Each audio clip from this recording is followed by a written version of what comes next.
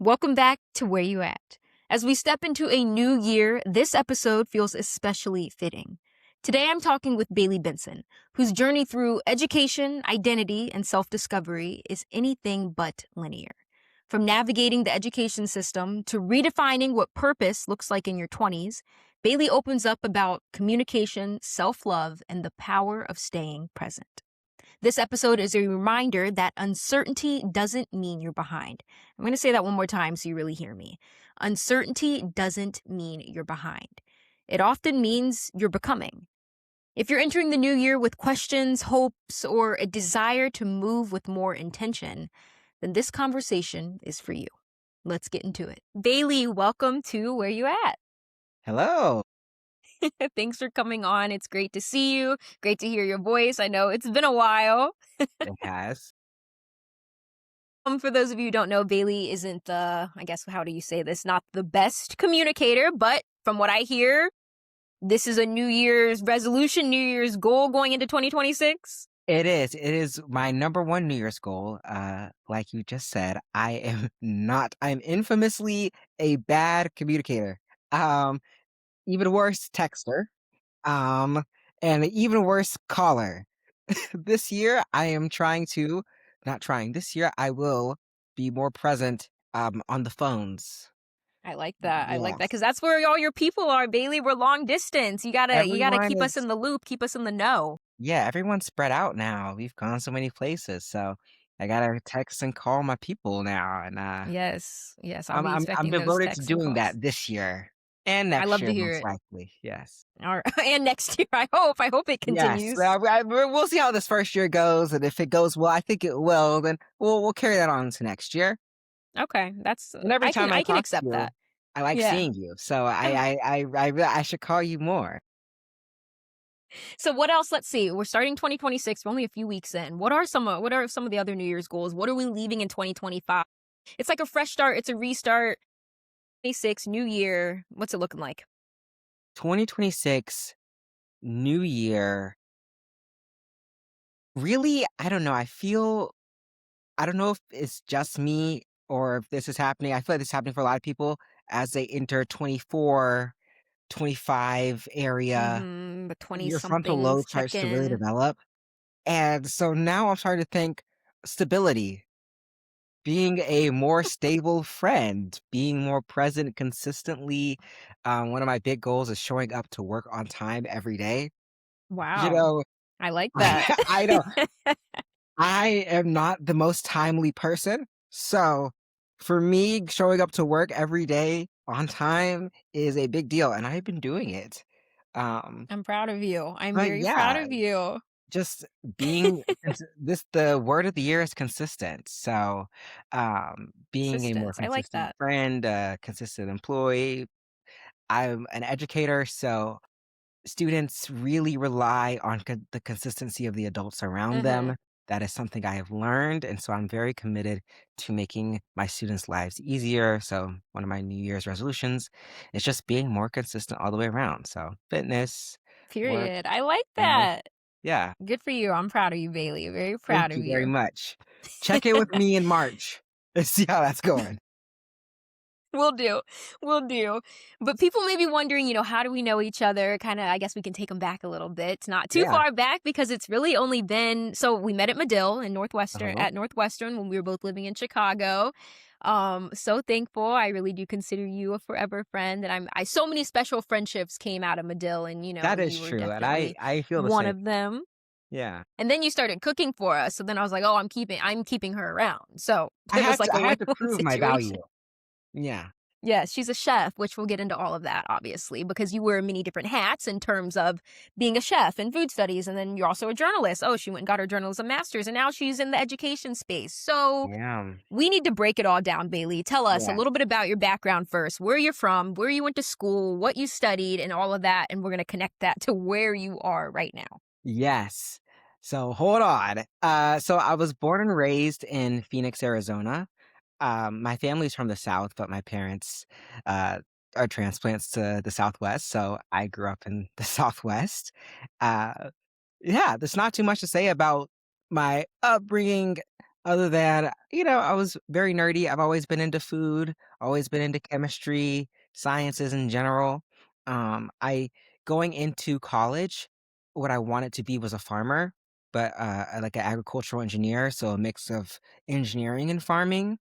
Um, I was dead set on that actually, and then Hmm. I went to college, and the place that I went to, I got a full ride. So I went to University of North Carolina at Chapel Hill. That's where I did my undergrad. UNC. I Okay. got a full ride to go, which was amazing. I had the honor of being a Maury Kane scholar.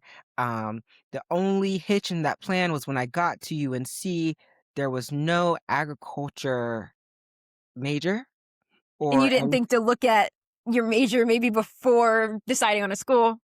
You know, as you know about me, as people who know me know, those aren't the types of questions I ask.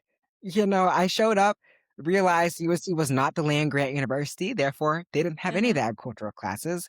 So I decided I was going to make my own major because food is really my main interest, or I thought it was at the Hmm. time. Food was my only real interest and subject matter that I wanted to study. So I made my own major. It was a mix of anthropology, so the study of culture, economics, because I'm very into business and the generation of wealth in communities, and food. So I think I titled the major um Black food. I literally majored in black. That's what I titled it. So it was black food, but it was a study of how food built communities, especially through business and through culture. Um, Hmm. and it was very historic. It was historically based. So it was really fun. I tracked the Black diaspora in the United States, what they ate, how the food they ate, and Explain the Black diaspora for those who may not know. yeah. So the Black diaspora are um, displaced Africans, the di the Black diaspora are descendants of the enslaved Africans who came over during the transatlantic slave trade. So, think, Black Americans, but also Black people in Brazil, Black people all throughout the Americas, Mexico, also all throughout the world. Different communities of people that have been displaced from where they originally were and have set up deep-rooted communities in new locations. So I study specifically Black Americans, and the American diaspora in general, and how the food they brought over from Africa, but also the food they started integrating into their diet here and the cultures they created around that food built community and also bolstered business and changed economic mindsets. So that was what I really studied in undergrad. It led to me actually writing a cookbook on uh, food and Wait, food I think I culture. remember the title. Hold on. An Afrofuturist's Guide to Cooking. Is that right? Yes, and I that is remember right. it. I An remember it. Afrofuturist guide to cooking, and that was because when I was in undergrad, I was into Black food, but also time theory in culture, which is understanding how time moves and how culture impacts time. So how some That's people unique. yeah, it started with me asking why am I always late to everything? And it kind That's a good of question. snowballed from there and how different cultures perceive time differently impacts how we cook differently. So it was a So you study found the of connection that. between all of that. I found the connection between how we perceive time, how we perceive food. Really, it all hinges on how different cultures think critically and how different individuals are taught to think from their personal experiences, but they're also their cultural experiences. And those all kind of melt down to things that we do every day, such as eating. Wow. So you went to Yeah. UNC, you made your own major, and from that, you wrote a cookbook, or you're in the process of writing a cookbook. Is that finished Mhm. yet? It is not finished. That's the craziest part. So I went to my master's program. That's where I met you at Medill. And the original plan was to go and to finish my cookbook and to come out a cookbook writer and to Okay, finish that was the my book. question. Why journalism from that? So that was to be a continuation of your undergraduate thesis Yeah, to. it was that yeah, basically, yeah. My undergraduate thesis was the cookbook.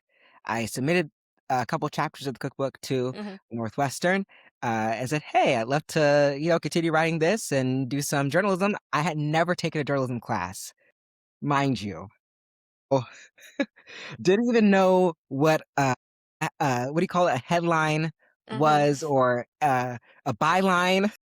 I Mhm. remember we said that in our first class, and I said, "What is a You're like, "Who?" byline?" You were just Exactly. going to school for fun at They're that just point, saying Bailey. You were graphs and just nut like, "Oh, graphs, and I have journalist." no idea. So, no experience in journalism. I Mhm. applied to the school and said, "Hey, I'd love to finish this book." They said, "Sure, come over and do that." I actually didn't do that, in journalism school. I learned what a byline was and a graph and a nut graph were. I learned all of Yeah. those cool terms, and, that was amazing, but I actually found a real passion for data journalism, Mhm. which is a mix of journalism, but also data analytics and kind of how we can better communicate complex data and make it more accessible for the everyday reader or any consumer. And so that's what I Okay. really got into in grad school.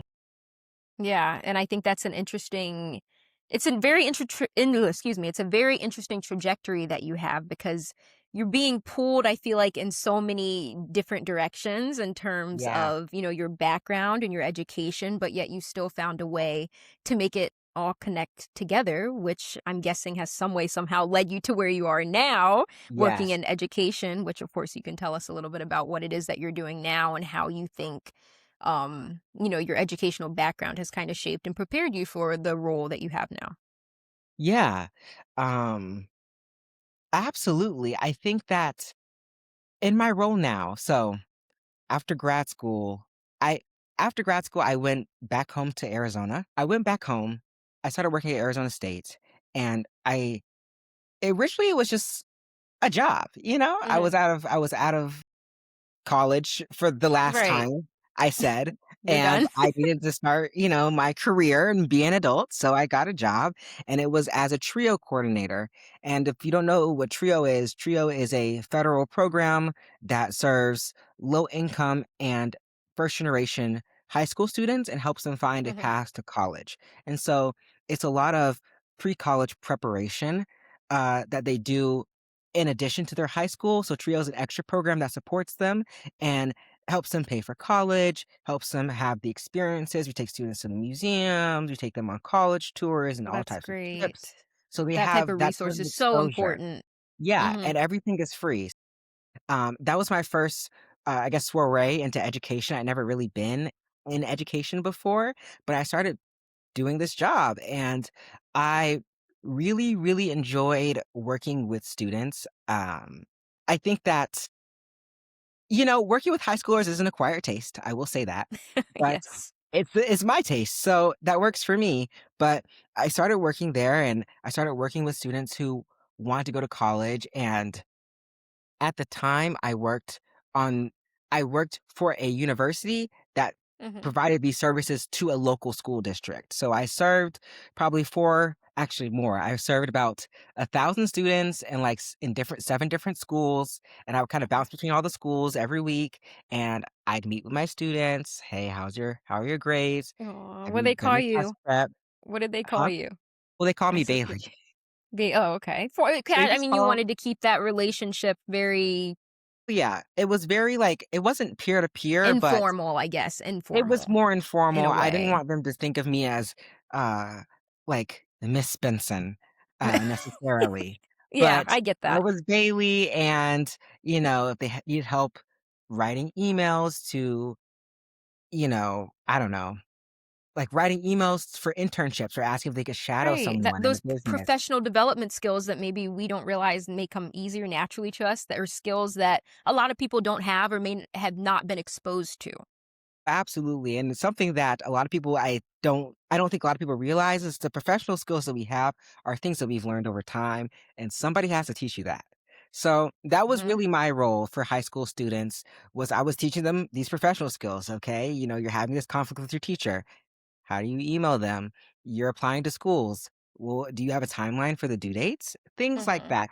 Things that you don't think about when your frontal lobe isn't necessarily developed, but that are really important and become more and more important as the college application environment changes. It becomes more Right, advanced. right, So that's very true.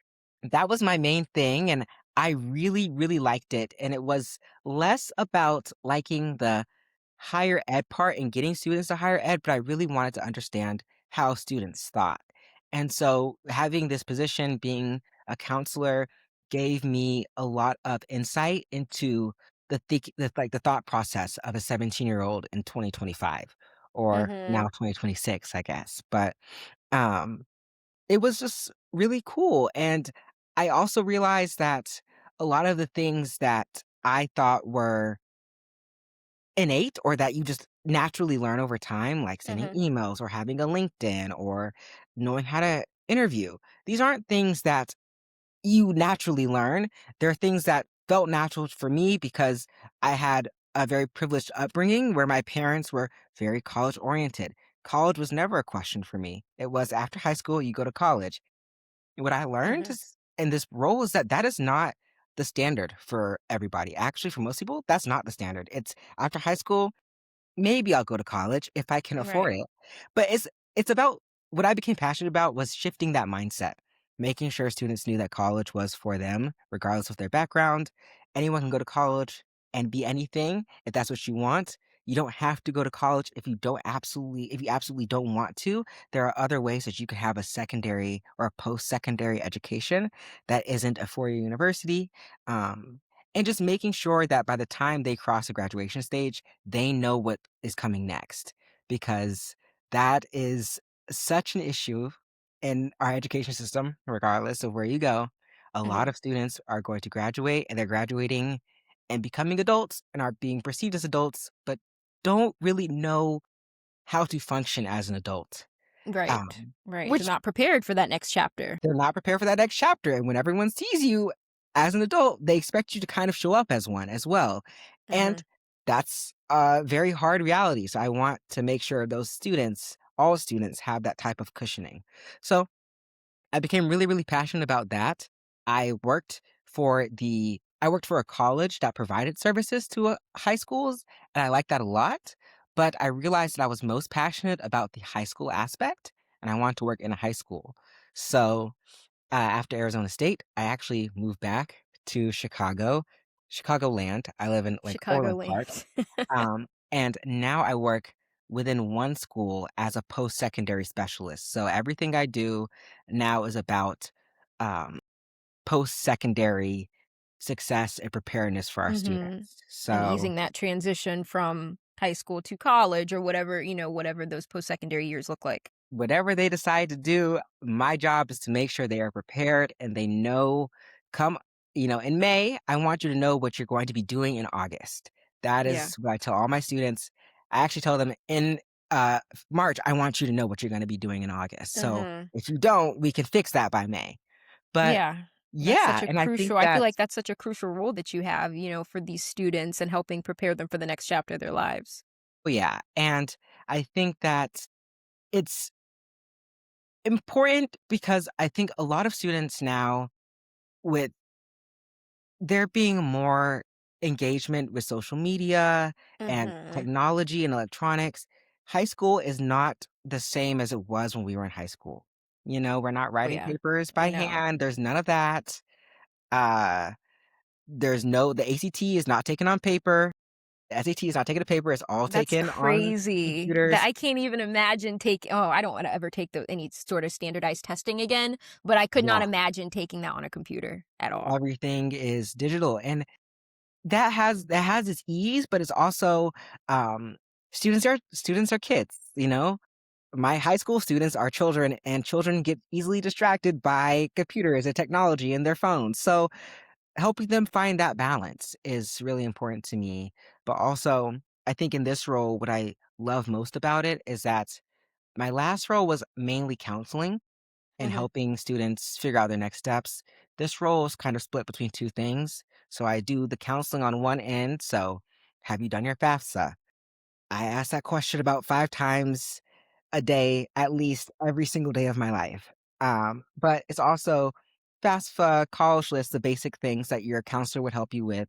But I also work as a data analyst, which is nice. So I'm studying uh, the historical trends of students, where they applied, where they were admitted, how much money they got, what programs were they in during the summer. our most successful students, our students who went to top 25 schools. I'm interviewing them. So I'm using my journalism background. I'm There you interviewing go. them, figuring out what did you do? What were you doing over the summers? What specific courses were you taking? Were you in Mhm. AP classes? Were you That in is so cool. IB classes? And I'm then creating uh data. I'm doing data analysis and oh my goodness, you'd be amazed. I'm creating data visualizations. I create data Bailey, visualizations whoa. every single day of my life. I I need know. to see some of these. I know. I'll have to send you over some, but I just finished making a deck studying student enrollment and application rates and where they're applying. So I made about 5 heat maps. Yeah. Taylor knows what a heat map is. So I made about Yes, five you were and I use using all Flourish. of those. What was that journal? Interactive? Is that the class that we took at Medill that taught Yes. us how to do a lot of the okay, so you're using Yeah. all look at you using all those skills and applying them to your current position. That's what I do almost every day I'm using Flourish. Wow. It's Did you let Jill crazy. know? I know, but I'm going to You email should her reach out to her. and tell her about it because I think she'd be really Yeah. tickled. That's But amazing. But it seems yeah. like, so many of us spend so much of our 20s trying to figure life out. And honestly, I mean, that's what our 20s are for, right? But it seems Mhm. like you have found that calling. So, Yeah. would you say that you have? I would say so. I think it took me a long time to find my calling, but now I have absolutely found it. I think that going forward, what I'm focused on is how can we use media and technology to help our students, especially our youngest, the youngest people in our society, learn to think more critically. I think critical thinking is something that it needs to be taught and practiced every single day. Mhm. Unfortunately, not every student goes home and has parents who have the time to work through them with critical thinking skills or ask them, how was your day? Why was your day good? Why was your day bad? If there's My dad used to ask me not only what, but why and how. And that's not the standard for everybody. But how can we build in critical thinking into our schools, into our curriculums in a way that, regardless of what your home life is like, every student has the opportunity to engage with material and think critically and really, make their mind and their imagination a fun and robust place. I think Right. that's so important, and every student deserves the opportunity to, be able to think critically and have the skills that they need to ask interesting questions or find all the information that's necessary off of an article. Mhm. Reading comprehension is super duper duper important.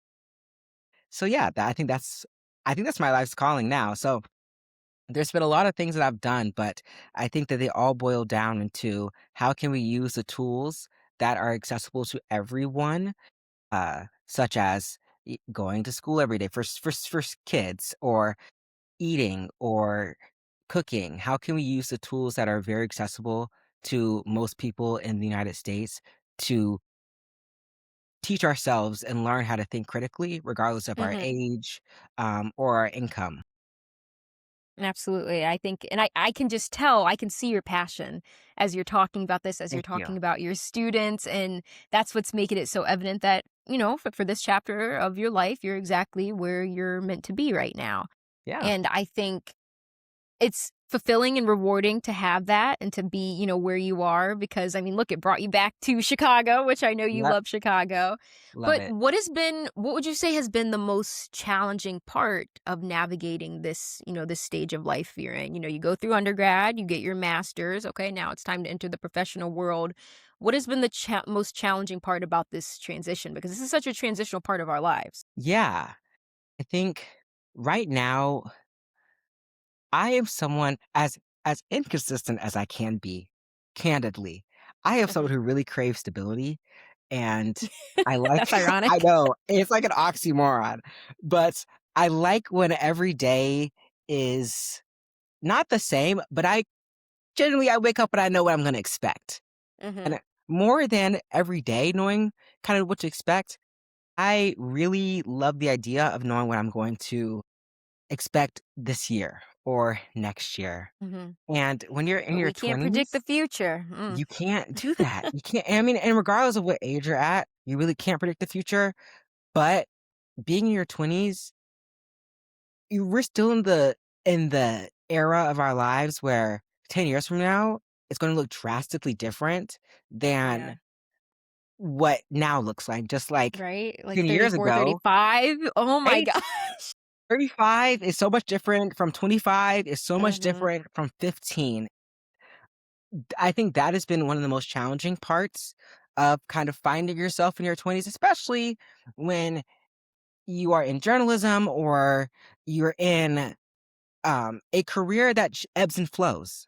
For Mm-hmm. example, a lot of my friends, I love my friends, and it's great seeing them become doctors and lawyers, but those types of roles tend to be pretty consistent. When you go into med school, you know it's probably going to be 4 years, Right. maybe You know what you're setting five, yourself up for. right? You know what you're signing up for. You know, and after med school, you need to do residency, right? And you do law. You know, law school is about 2 or 3 years. We were in and out of journalism school within a year, and then when you're a journalist, the world is your oyster. You could do You're anything and be a right. That's journalist, exactly how I feel right now. right? And so in that freedom, there's also a free fall, and that can be really hard to accept. And at first for me, it was hard to accept not knowing where I would land. Um, but you have to embrace your 20s. You know, this year I am a educator. I'm a post-secondary specialist at Rich Township. Next year I will be a post-secondary specialist at Rich Township when everything You will. goes to plan. But the year after that, I don't know. I'm thinking about, going back to school, getting a PhD. I'm really into that idea right now. And Lifelong learner. Whew. see what I've done to myself? And so You now just can't get enough. I just Dr. can't get Benson. enough Hey, that's okay. Dr. of being in Benson. school. But things are changing, and I realized when I was leaving Medill, when I was leaving my grad school program, I didn't want things to change anymore. I was like, I'm done with change. I have done it my own way my whole life. Hmm. I made my own major. I kind of did my own thing for a lot of the time at Medill. I was like, I just want to jump on a track and be on that track and move it along, right? And Easier said than done, huh? it's so much easier said than done because I tried to do that and it didn't work. So I think that's just how life goes. And so I've learned to roll with the punches. This year is great and I'm happy where I'm at. My passion will probably take me somewhere different.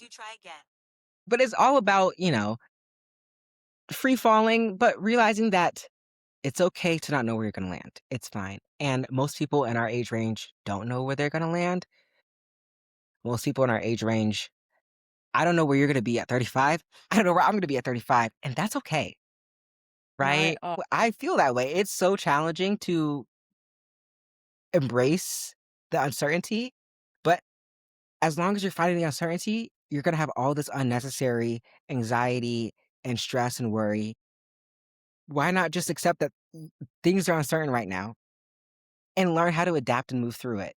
So that's definitely been the biggest challenge I've faced in my 20s is as someone who likes to plan 5 years out in advance, um, knowing You like that to plan 5 years out, but not plan tomorrow, right? That's exactly, that's how I am. I know exactly what I'll be doing in 5 years, theoretically, but tomorrow, next week, have no clue. I've also just accepted that 5 years from now, I also have no clue. Um, but what I can do is focus on being, a little bit better, not every day, but quarter over too much. quarter, absolutely. Yeah. I could get a little better every 12 weeks or so, every semester, right? Um, and doing that, absolutely, yes. Hmm. So that's Baby how steps. Baby steps. baby steps. Zoom out. You don't have to be perfect every day. Just a little bit better every 12 weeks, every quarter, and you should be okay. Absolutely. Accepting uncertainty. And I think, like you said, that's if there's anything that we can do in our 20s to kind of help where we are right now, it's that because we don't know where things are going to lead us. Things can change in the blink of an eye. a snap of a Absolutely. finger, and we gotta be ready to roll with the punches. We gotta be ready to adjust wherever, catch whatever curveball may be thrown our way. Yeah. I mean, looking back at age, like you said, 15, 10, let's say 10 years ago, because oh my gosh, I'll be 25 next month. I'm so Looking excited. back, I know, right? Looking back at age 15, oh my gosh, I could have never predicted I would be where I'm at right now. I mean, I knew I Yes. would be successful, but like, if you would have told me 10 years ago that I would be living in Buffalo, New York, I would be a news reporter, like, I don't know if I would have believed you because I think at Yeah. age 15, I thought I was going into the medical field. So how wrong was I? Mhm. Me too. I thought I was gonna be like a OBGYN or a neurosurgeon or something. That's where my head was at. Or Hmm. a farmer. More more more Farmer more I was Benson, between being the OBGYN and a farmer, didn't know which one. please. Right? Farmer So Benson or Dr. Benson.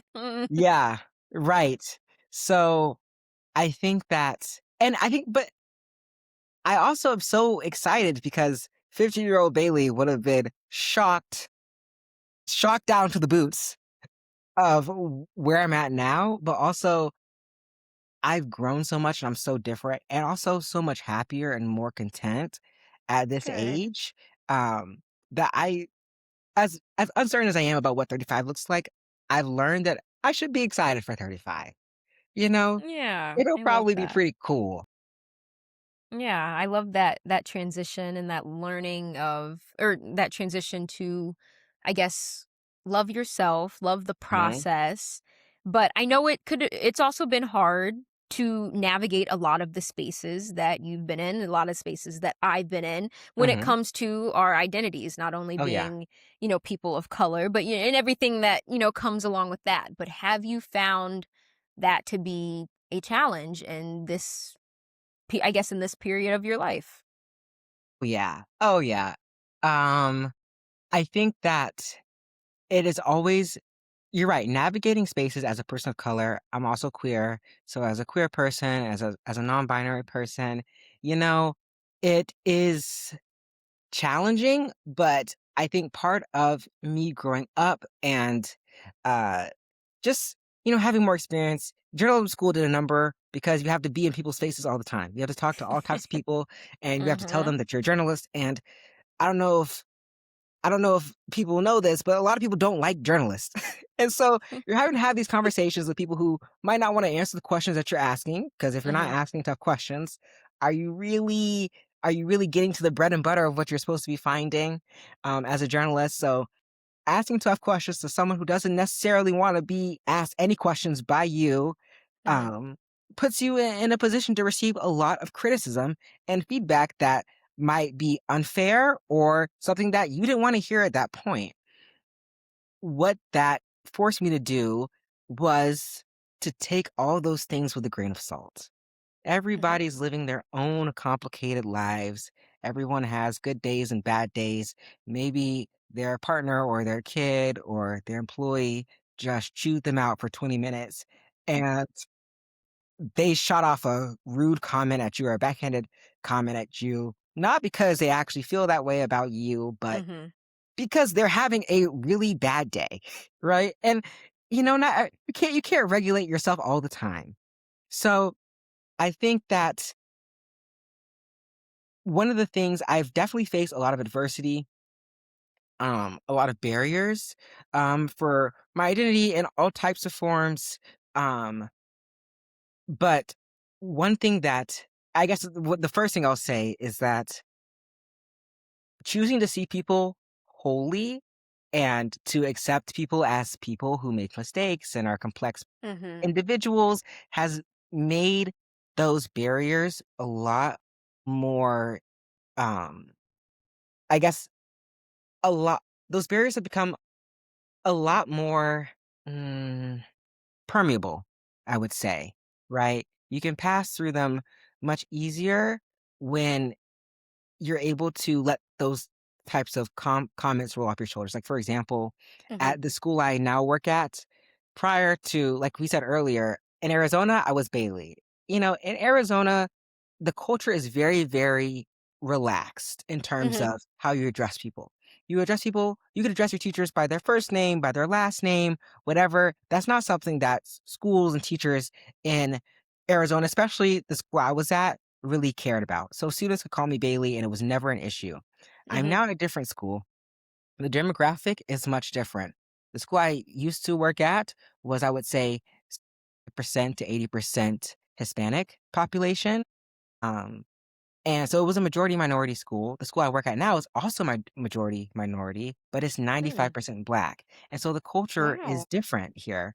And Miss or Mister is mandatory. There is no Hmm. first name. And Right. That originally, info. right? And as a non-binary person, I don't necessarily love being called Miss Benson all the time. Like that's not my favorite. It's not my favorite thing to be called. But I tried, saying to call me Bailey. The other teachers did not like that. They were like, "Well, if they call you Bailey, then what if they want to call me by my first name?" I was getting complaints from the teachers.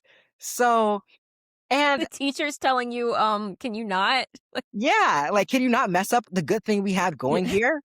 And so originally and I was at a point where I was like, I could say, well, I'm non-binary and I don't want to be called Miss Benson and I could be called Mick Benson. I could, but I had to accept that regardless of however I was going to show up and identify, that was not the problem. The problem was they have a system and you got to follow the system. So I could be Mr. Benson, I could be Miss Benson, I could be Mick Benson, but it's going to be something Benson. It will never Right. be Right. Bailey. And you kind of have to accept those things, right? And maybe Yeah. I mean, it was it's. working. And I mean, that's like a smaller thing. And I'm sure I could have gone by Bailey if I really pushed it, but Mhm. that wasn't a fight I wanted to have, Yeah, you you gotta know? you have to pick and choose, right? You You gotta have to pick pick and and choose choose your your fights. battles. And the older I get, the more I realize my mom used to always tell me that, "You have to pick and choose your battles," and I didn't believe her. I was like, "No, Yeah, that's what I can my fight mom says all the everything. time. I can fight the whole world. What are you talking about?" No, you actually cannot. You do not have that much energy. Mhm. And so I've learned to start picking choosing my battles. Yeah, I'm Miss Benson, sure. And Mhm. I roll with it.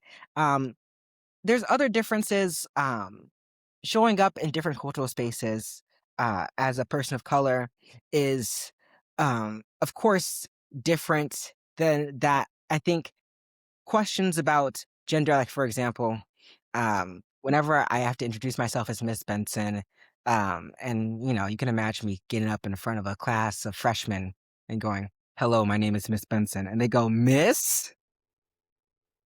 Every single time, every single time, and I have to just let it go. It is not because, it's not because I want the students to do that every time, but it's also because these kids are 14 years old. Am I Yeah. really gonna sit here and beef with 14-year-olds? Or am I going Mhm. to give them the information that they need, but also as they see me more and more often, it just becomes Miss Benson. They see me all the time. It becomes the It becomes a normal, quote norm. unquote normal for them, right? I'm not gonna assume that these 14-year-olds are bad people because Mhm. they got jokes. They're They got kids, of you. course they have jokes. Yeah, And but also I think looking at it in a way about, what about the 14-year-old out there that is looking up to you in a way? mhm, So, that they're gonna take that with them beyond high school and they're gonna remember Miss Benson. yeah, they're gonna remember Miss Benson, which is it's fine. I think, and that's okay with me. I think that, uh learning to meet people where they're at has been very important in kind of overcoming, that half of it, and also realizing that just because someone makes a mistake in my pronouns or what they call me or how they address me does not mean that they're purposely making that mistake. Look, from the back, I can see why someone would call me a dude. It's fine. Uh, it is like, I have short hair and I wear men's clothes. So from the back, if they said, "Oh, that guy over there," and then I turn around and like, "Oh, that's Miss Benson," that's okay because Mhm. I always emphasize, you can call me anything but he, him. I don't care. And I start that conversation, someone asks me, but that's not the end all be all of why I'm there, how I want to spend my time. And so Mhm. part of overcoming adversity in that realm is you have the freedom to choose how you want to spend your time and energy. I don't want to spend my time and energy going back and forth with people over where they should call me. I want to go to my office and do my work and hang out with my students and chop it up with the freshmen who have all types of jokes and comebacks, right? But that's Yeah. fine. Now, when it comes to being a person of color in these spaces, I approach it a little bit differently. I don't think it's as easy or as appropriate to laugh things off in more of a jokey fashion. Because, I mean, someone comes at you making comments about your race. We've grown up knowing that that's not acceptable. Right, right. And, you can make a mistake in how someone is perceived in their gender and just not know, but you say something that is anti Black or another staff member makes a comment on another student's background or Mhm. their That's religion. problematic. Those are That's problematic. problematic things, right? Those aren't mistakes. Those are purposeful things and they can be really hurtful. So, Yeah. really maintaining that balance between uh, how I handle personal Mhm. slights against me, slights or miscommunications or misunderstandings, but also knowing there's a difference between a miscommunication and misunderstanding and a personal slight, right? Mhm. And I hear what you're saying. being very intentional with how I handle personal slights, because, we've had people come in who've said backhanded things about how many of our students are Black at our presentations. We nip that in the bud immediately. That's not the kind Mhm. of thing that flows with people who come to visit our school.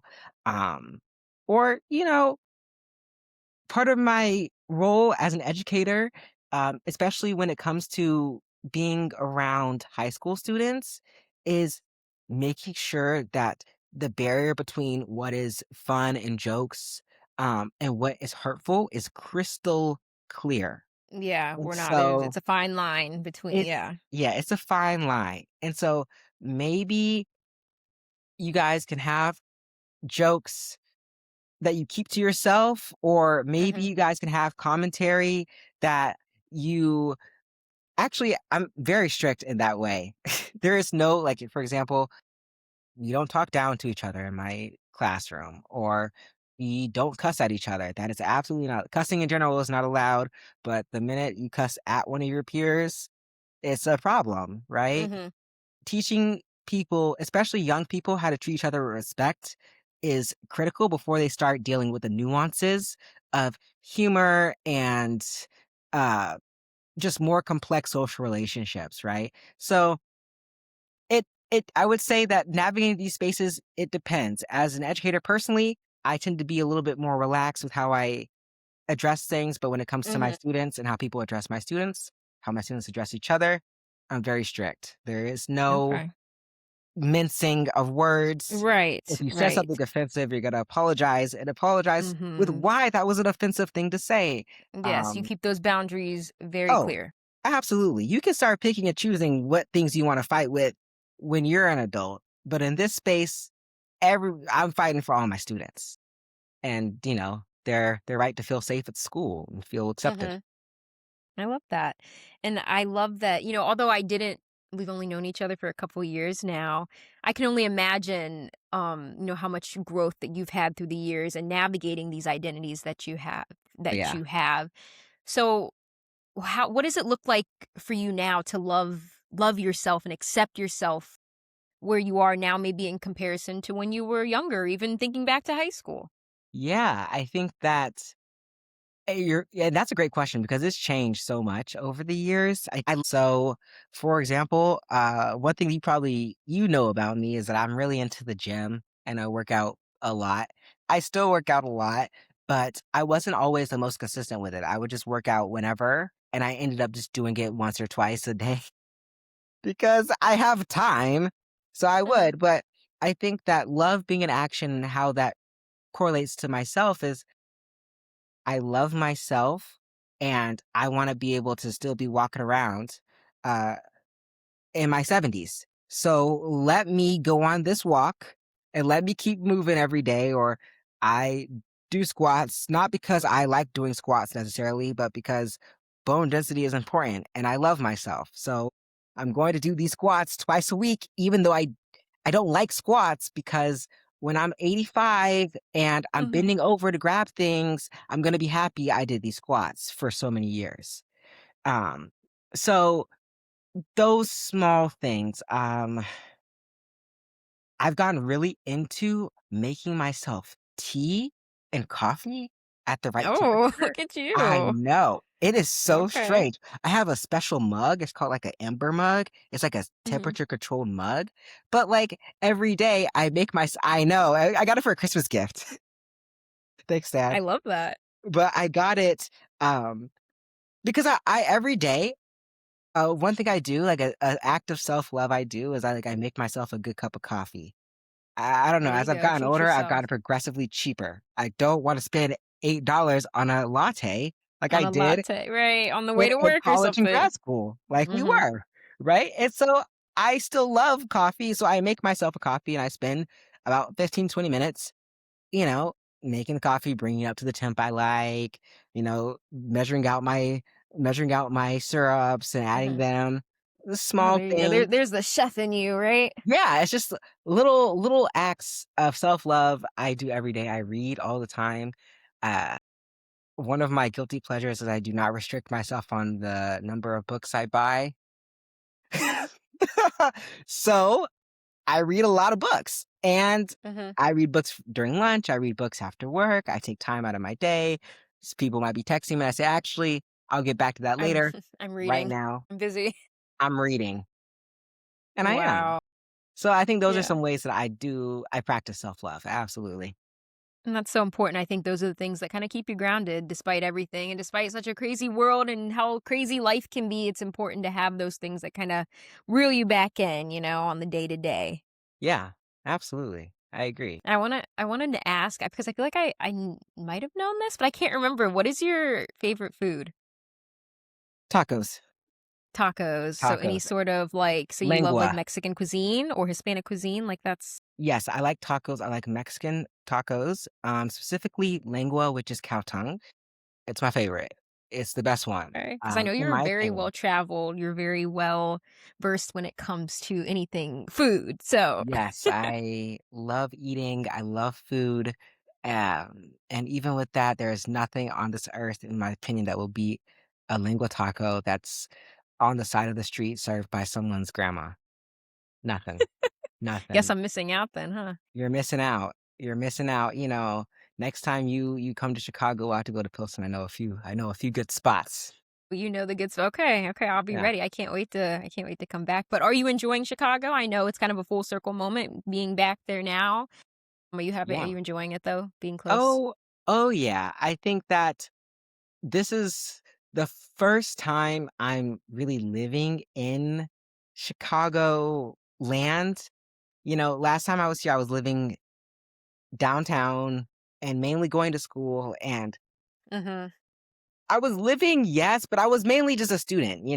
Right, I right. had a You get bunch to of have like a projects. life here Yeah, there now. was very little life being had. It Mhm. was assignment, assignment, assignment, deadline. Now I have more time to kind of sit around and see what's going on around me, Mhm. and that's been awesome. Um, Good. I've, gotten involved in my community. So in Orland Park, Shit. I volunteer. What? I know. But yeah, I joined committees at my school, so I'm on like Whoa, you like I the know. PTA? I'm on the Black History Committee. I'm Okay. involved in PTSO, Parent Teacher Student Organization. Okay, I Miss never Benson, not too much now. I know. I'm about to start a club. I'm starting like a post-secondary club next year. Oh, look at you, Avid Elementary. Okay. I know. I'm living my Abbott Elementary. I'm in my Abbott Elementary bag right now. I love it. I love it. Oh, well, you But seem just so yeah, happy. I mean, I can just tell you're radiating positivity. You seem like you're in such a good place. And life is just, I mean, I know life is always lifing, but for you, it seems to be lifing for the better right now. it is lifing for the better. I think that was I always said I roll with the punches, but over these past few years, I've really started to commit to that and mean what I say. I roll with the punches. And, you know, things will happen every day. You still gotta smile and work through it. Hmm. Um, which is what I do. There's good in almost every day. Not every day is gonna be Right. good. Some days Right. are wholly Exactly. bad. That's fine. The next Right. day You're going probably to won't have be the wholly bad bad. days. Yeah. So There's statistically always speaking, light. There was always light at the end of the tunnel. There's always light at the end of statistically the tunnel. speaking, you'll have a good day in a year. And like if you don't, you really have to reevaluate. And Hmm. honest and more seriously, you'll probably have a lot of good days in a year. Hmm. Oh, at least half your days will be good, Okay, no theoretically. more numbers. No more numbers. That's 180, enough of the day. 180 days in your year will be good. Okay. Anyway, So, but but we're yeah, so when you reflect on, everything up to this point in life and how you got to where you are and specifically where you are now, ask yourself, where you at? What comes to mind? I would say so. Where's Bailey at? Bailey's Where's at a Bailey at? yeah. Bailey's at a place where she is taking the. I'm taking it week by week, and I'm pouring into myself, but I'm also pouring into the people around me, and not just the people who are in my immediate vicinity, but thinking Um, as much as I'm thinking where I'm at now is as much as I cannot predict what 10 years will look like, I can look at the people in my life like you and be like, I want to know where Taylor's at in 10 years. And if I want to know where Taylor's at in 10 years, my mom always says it takes a friend. It takes, you have to be a friend to make a friend. Right. And so I want to be your friend in 10 years. What am I going to do now to make sure that we're tight like this in 10 years? Like we're Um, vacationing, we're taking our summers together and yeah, we're still like texting and gossiping with each other because that's important to me. I care about those things. And so where I'm at now is thinking, how can I nail down the relationships and connections that I know are going to sustain me for my life? There's I love more that. connections that I'll have and there's more friends that I'll make, but I'm almost 25 now, and I have a pretty good, um, not even pretty good. I have a damn amazing group of friends and people in my life. And I want to keep adding to that and also enriching their lives. So where I'm at right now is pouring into myself and pouring into those people and pouring into my job so that in 10 years I can look back and be like, yeah, I'm nowhere where I thought I was going to be. That tends to be a Hmm. theme of my life, but I'm so happy about where I'm at. I love that, and Yeah. I can tell you very much are, and you're setting yourself up for the next 10 years, if that makes Yeah. sense. Yeah. That's where I'm at. I'm setting myself up for the next 10, 20, 30, 40, Hmm. 50, 60 years. And that Bailey will be a great communicator by then, right? That Bailey will answer Taylor's text for Oh, sure. I love that. That's progress, and I'll that's answer all your we could texts and ask for. calls. Yeah. That's all we could ask for. That's all we Yeah. could ask for. Oh, well, Bailey, thank you so much for coming on this podcast. This has been a passion project of mine, and I just hope to continue growing it and checking in with friends and colleagues and anyone who just wants to share their story of where they're at and how they're navigating the space they're in, but how they're showing up day to day. Because I know it's not easy. And that's why I wanted to have a platform to just talk about these things because Mhm. sometimes it's good to know that you're not alone. So hearing someone else's story can touch someone else out there and give them the energy or give them the motivation that they need to keep going. So thank you so much for coming on and talking with me today. Of course. I mean, I would have killed to have a podcast like this to listen to when I was 15 or 20 or 21 or 23, right? Right, right. And Even now now, here you have I it. listen to these episodes because I would kill to have this insight. So thank you for providing a platform where people can have that type of insight because, yeah, it's so important that people aren't alone. Of course, of course. And I can't wait to be out to Chicago to visit you after playing a little girls trip soon. Yes, absolutely. I'll host.